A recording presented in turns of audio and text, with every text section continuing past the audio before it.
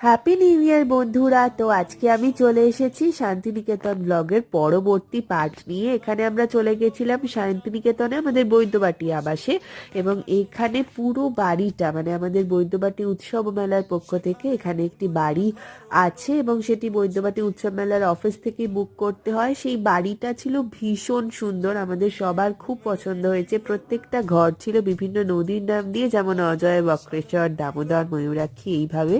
তো এই বাড়িটার বাইরের ভিউটা আমি তোমাদের শেষ দিনের ব্লগে দেখাবো, যেদিন আমরা বাড়ি ফিরছিলাম। এখানে সিটিং অ্যারেঞ্জমেন্টটাই, সিটিং এরিয়াটাও খুব সুন্দর, সবাই মিলে একসাথে বসে বসে আড্ডা মারা যাবে।